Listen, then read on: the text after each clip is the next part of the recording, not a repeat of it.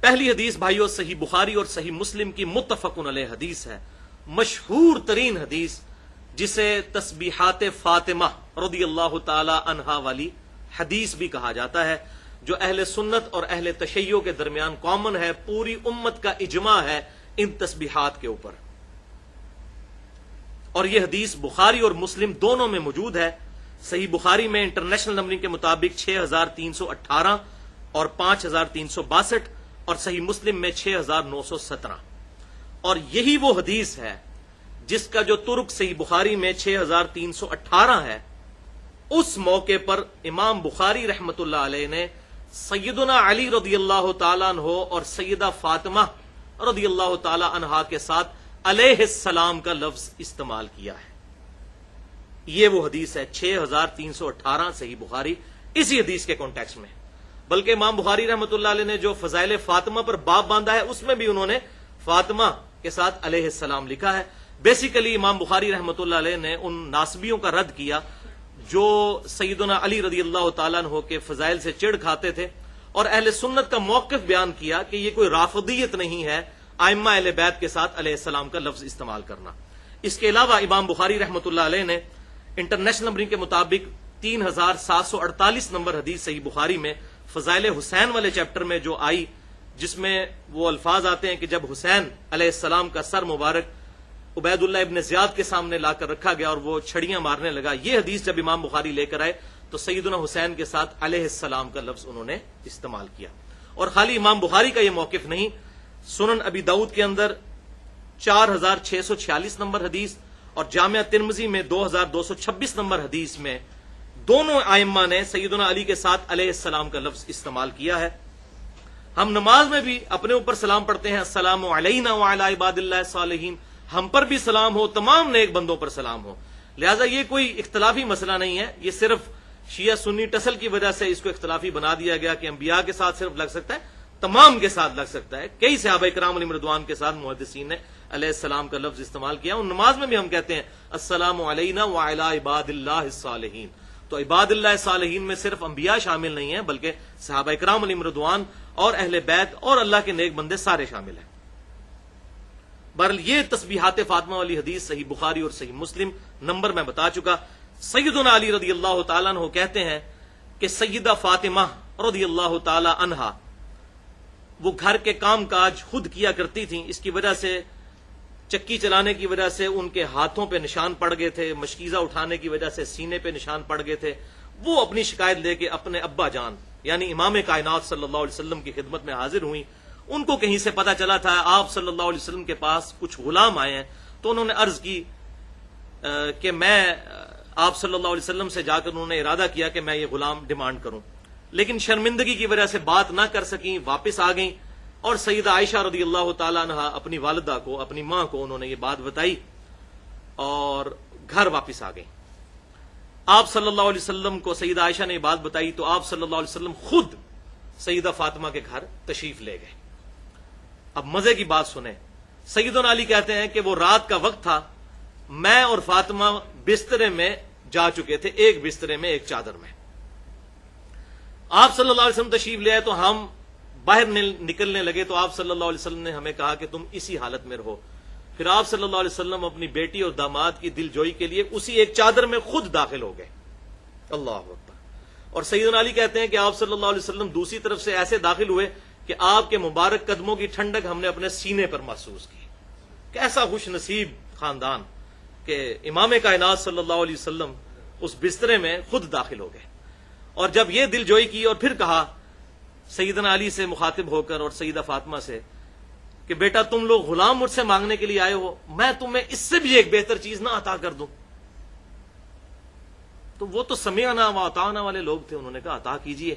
تو آپ صلی اللہ علیہ وسلم نے فرمایا کہ جب بھی تم اپنے بسترے پر جانے لگو تو 33 مرتبہ سبحان اللہ، 33 دفعہ الحمدللہ اور 34 مرتبہ اللہ اکبر پڑھ لیا کرو، یہ تمہارے لیے غلام سے بھی بہتر ہوگا۔ سبحان اللہ۔ تو یہ 100 مکمل بن جاتے ہیں، 33 سبحان اللہ، 33 الحمدللہ اور 34 مرتبہ اللہ اکبر۔ اسی لیے اس کو تسبیحات فاطمہ بھی کہا جاتا ہے۔ یہ فرض نماز کے علاوہ کے بعد بھی پڑھی جاتی ہیں، وہ آگے احادیث بھی آ جائیں گی۔ اب یہ حدیث یہاں پر بخاری اور مسلم کی مکمل نہیں ہوتی.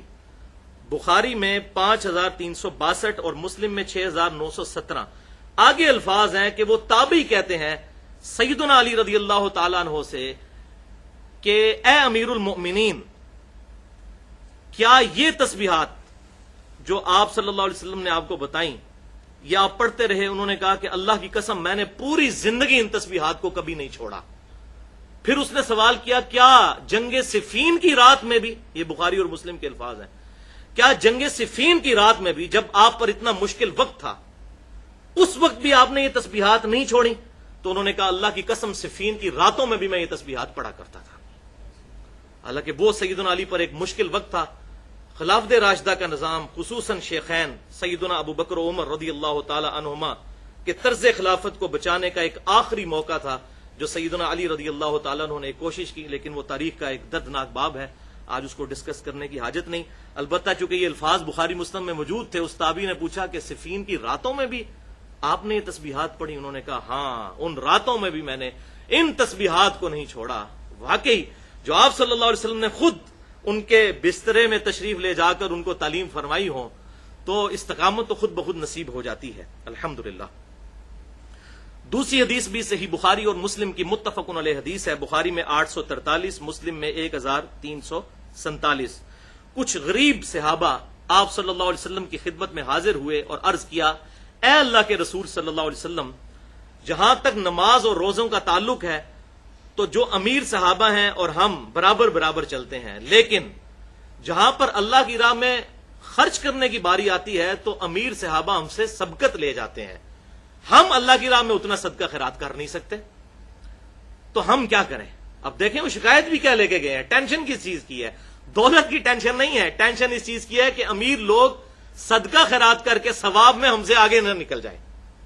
تو آپ صلی اللہ علیہ وسلم نے فرمایا کہ میں تمہیں ایک ایسا وظیفہ بتاتا ہوں، اگر وہ تم کر لو گے تو یہ کمپنسیشن جو صدقہ اور خیرات کی ہے یہ اللہ تعالیٰ فرما دے گا اور تم ان کے برابر ہو جاؤ گے.